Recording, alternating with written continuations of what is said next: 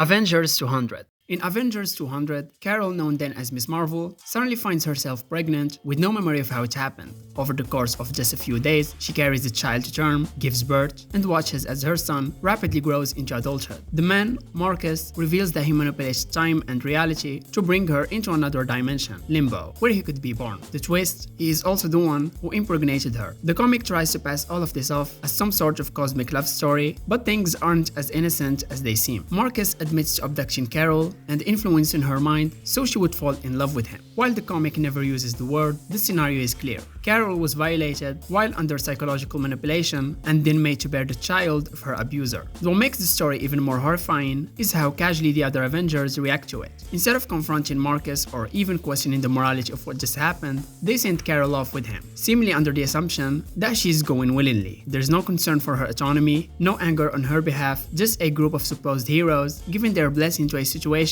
that clearly wasn't right. After Marcus dies in Limbo, Carol returns to Earth in Avengers Annual 10, written by Chris Claremont, who was deeply disturbed by how the earlier story had been handled. This time, Carol speaks for herself. She explains that she had been mentally enslaved and manipulated, and she calls out the Avengers directly for their failure to protect her or even question what was happening. And for once, the story doesn't shy away from the trauma she experienced. Carol's assault was presented without consequence in the original story, and was actually romanticized. Marcus' actions were brushed off as a side effect of love, and Carol's agency was entirely stripped away. There was no sense of responsibility or care for the emotional reality of the character. Years later, even Marvel's editorial staff would openly admit how badly they had mishandled the story. Jim Shooter, Marvel's editor-in-chief at the time, called Avengers 200 a travesty, and what was meant to be a celebratory issue turned into one of the most infamous and criticized comics ever published.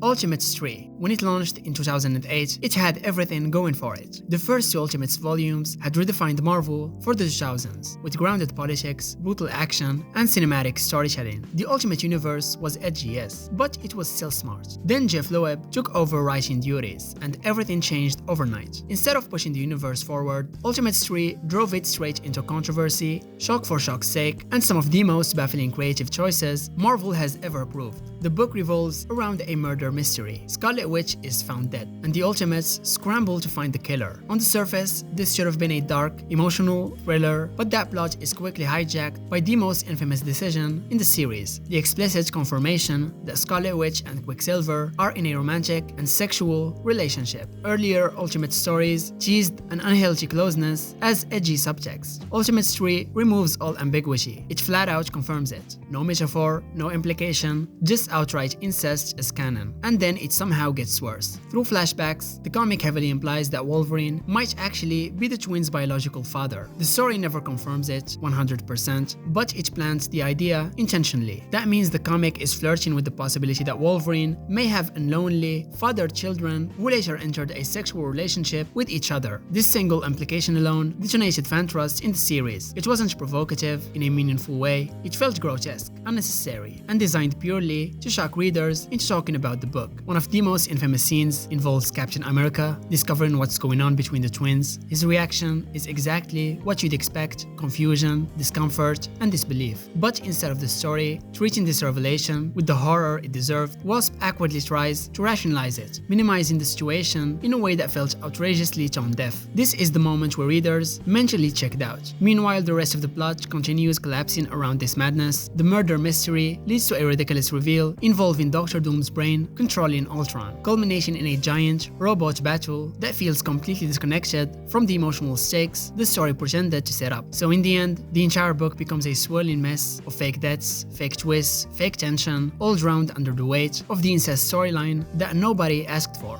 Fans were willing to accept darker takes on heroes, they were willing to accept moral grey areas. What they were not willing to accept was the writing. Ultimates 3 didn't push boundaries, it bulldozed them for attention. And from this point forward, the Ultimate line never fully recovered.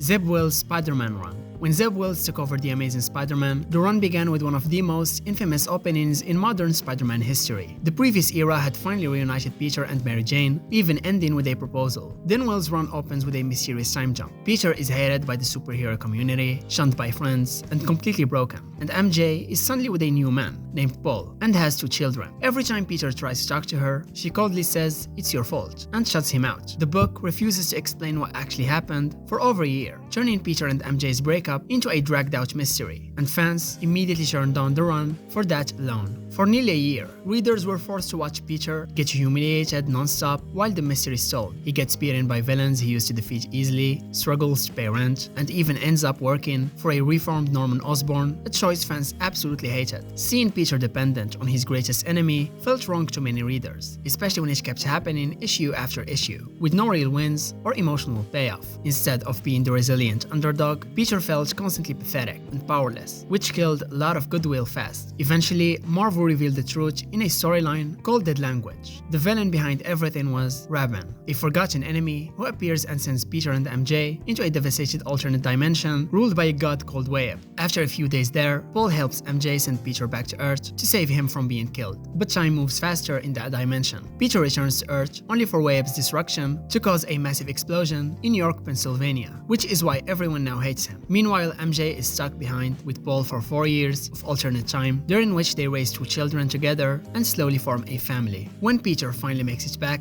it's already over. MJ refuses to leave Paul or the kids. Then comes another twist. Paul is revealed to be Raven's son, who helped commit genocide in that alternate world. Even worse, MJ coldly implies that Paul's guilt is no different than Peter's, which emotionally crushes him and sends him back into exile for 6 months. Fans were furious at how MJ was written here. She was cold, distant, and seemingly indifferent to Peter's trauma, after everything he went through to save her. Then things somehow get even worse. Raven returns and reveals that MJ's kids were never real at all. They were magical constructs created purely to bind her as a sacrifice. The kids are erased from existence instantly. During the final battle, Kamala Khan aka Miss Marvel shows up, shapeshifts into MJ to trick Raven, and gets stabbed and killed instead. Kamala's death had nothing to do with her own story. She was purely used as a shock prop in Spider-Man's book. 2 months later, Marvel resurrects her in the X-Men line and retcons her into being a mutant to match the MCU, making the entire death feels hollow and exploitative. To top it all off, MJ decides to become Jackpot, using a device built with Paul that gives her random powers, saying she's doing this to honor the kids that were never even real. Paul, the son of a mass murderer, just stays around with no real consequences. Peter is once again alone, broken, and blamed for everything. Add to this the art from John Romita Jr., which many fans felt was some of the weakest work of his career, and the result was a perfect storm of backlash.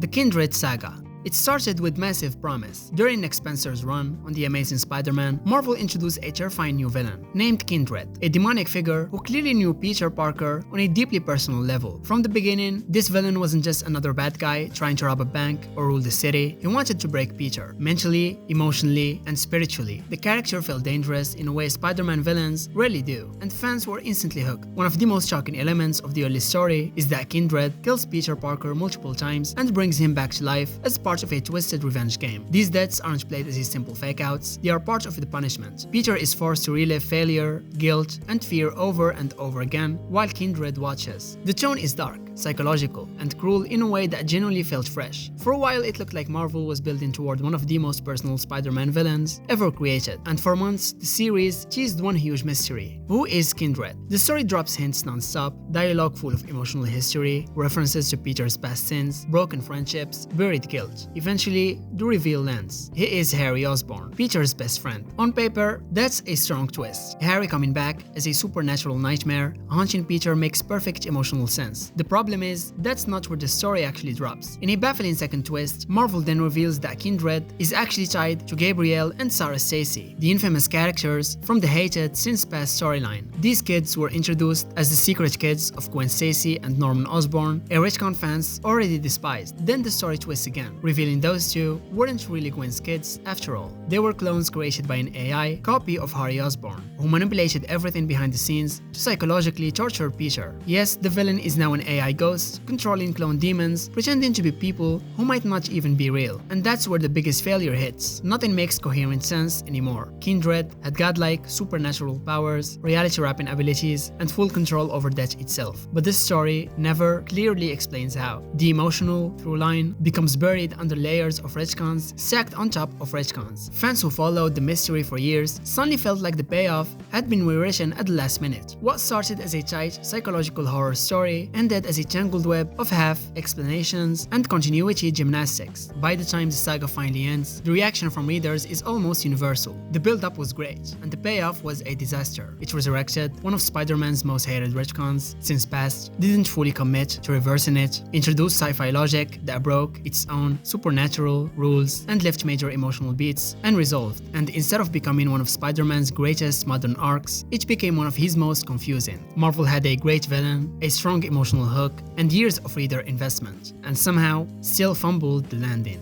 Children of Atom. When Marvel launched this comic book, the timing already felt strange. This was during the Krakoa era, when mutants were finally thriving again, and dozens of classic X-Men characters were active, powerful, and full of potential. Fans were already asking Marvel to give spotlight to forgotten mutants who had been sitting in the background for years. And instead of doing that, Marvel introduced a brand new team of teenage heroes that no one asked for. Right out of the gate, many readers were already skeptical. The biggest hook of the series was the reveal that these kids weren't actually mutants at all. They were normal humans using experimental technology to imitate the powers of famous X-Men like Cyclops, Wolverine, Magneto, and more. On paper, that might sound like an interesting idea, but in execution, it immediately felt hollow. Fans weren't excited to read about people pretending to be mutants when real mutants with far better stories were already waiting for attention. The characters themselves didn't help the situation. Instead of feeling unique or fresh, most of them came across as shallow copies of heroes we already know and love. Their powers were borrowed, their designs felt generic, and their personalities didn't stand out enough to justify replacing actual X-Men with decades of history behind them. Many readers described the book as feeling less like an official Marvel story and more like someone's fanfiction pitch that accidentally made it to print. One character in particular,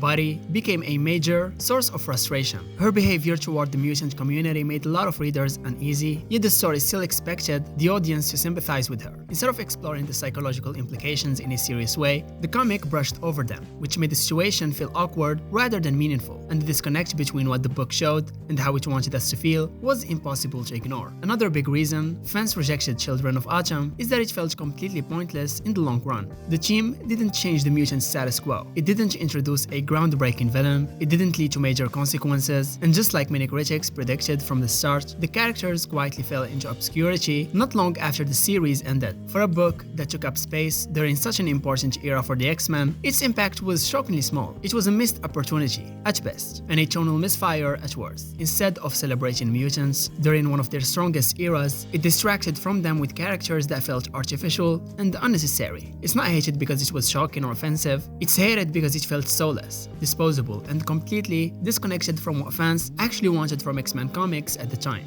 Secret Empire.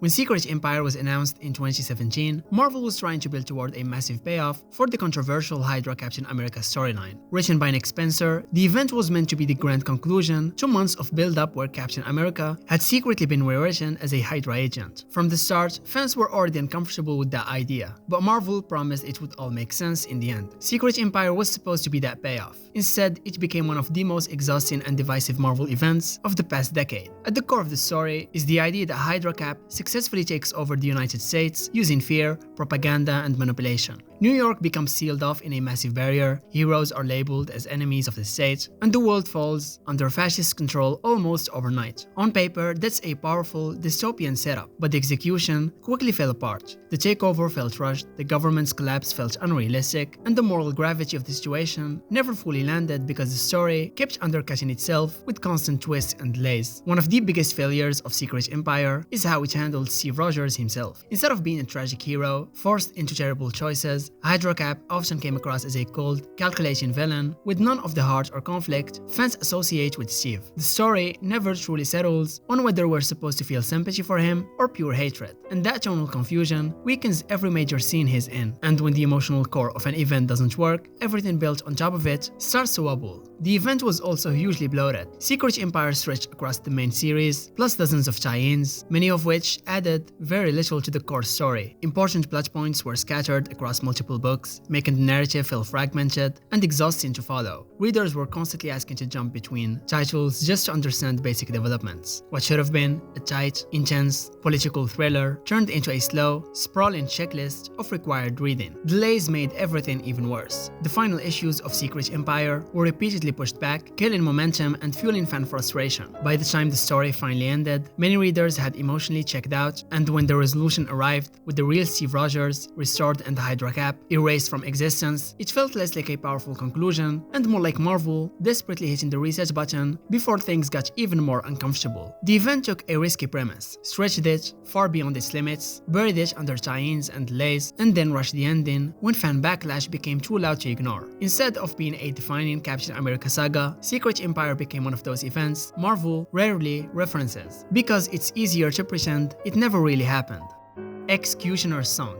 The early 1990s were absolute madness for Marvel, and nowhere was that more obvious than in the X-Men line. The mutants were at the height of their popularity. Toys, cartoons, record-breaking sales, the whole thing. So when Marvel announced a massive crossover called X-Cutioner's Song, fans expected something legendary. It ran through X-Men, Uncanny X-Men, X-Factor and X-Force, and the big promise was simple. This story would finally reveal the mysterious origin of Cable. So in here, Professor X is nearly assassinated by a mysterious villain called Strife, a masked terrorist with Cable's exact powers and appearance. Almost immediately, the story frames Cable as the prime suspect. The X-Men turn against him, believing he may have tried to murder their mentor. This creates tension across multiple teams as X-Force, X-Factor, and the main X-Men all collide while trying to uncover the truth. It's a great hook. Hero hunted, mentor dying, and secrets about to explode. But here's the problem. The entire event is built on a promise it never actually delivers. For dozens of issues, the story teases that Cable's origin are about to be revealed. Characters dance around the truth, hints are dropped, flashbacks are teased, and by the time the story finally ends, we still don't actually get Cable's full origin. So the big reveal Marvel advertised simply doesn't happen. Instead of delivering answers, the story swerves into a convoluted clone conflict. Strife is revealed to be Cable's clone, created as part of a time travel experiment, raised in misery, and fueled by revenge. This explanation alone confused a lot of readers, but it also made everything feel smaller. What started as a massive, destiny-shaking mystery turned into yet another 90s secret clone twist, a trope that was already wearing thin across Marvel. Worse, the crossover structure didn't help, because the story jumped between so many titles, the pacing felt broken.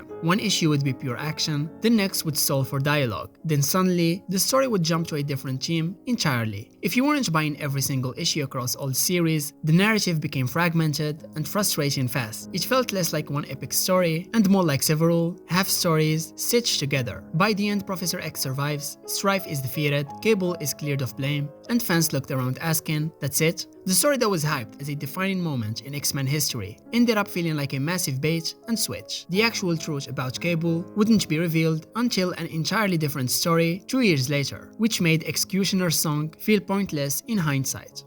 The One More Day storyline. This right here is one of the most infamous Spider-Man stories ever told. It takes place after Civil War, when Peter Parker has publicly unmasked himself to the world. As a result, Aunt May gets shot by a sniper trying to take him out. She's on the brink of death, and Peter, desperate and guilt-ridden, goes to every hero and genius he can find for help. Nobody has a solution, so naturally, he turns to the literal devil of the Marvel Universe, Mephisto. So Mephisto offers Peter a bargain. He won't ask for Peter's soul or anything physical. He wants Peter and MJ's marriage. If they agree to erase their entire relationship from existence, he'll save Aunt May's life as if nothing happened. Peter and MJ are devastated, obviously, but ultimately agree. Mephisto rewrites history. Peter wakes up in a new reality where Aunt May is fine, but he and MJ were never married. It's like the last 20 years of their relationship were wiped clean. Readers had grown with Peter and MJ through decades of stories, and their marriage was one of the most mature and relatable relationships in superhero comics. Marvel editorial, especially Joe Quesada, believed a married Peter Parker was unrelatable, and that Spidey worked best as a struggling single guy. So they used a literal demon to undo years of development, not through death or divorce, but by rewriting reality. And the worst part, it wasn't just the marriage that got erased. One More Day created a ripple effect of confusion across Spider-Man continuity. Some stories now sort of happened, others were altered, and it was never entirely clear what was still canon. It also made Peter seem weak, Instead of facing grief or moving on like a grown adult, he traded away his love for a second chance, effectively saying Aunt May's life was more important than his own happiness and future. So to this day, One More Day is a sore spot for Spider-Man fans. Even when the marriage was briefly re-explored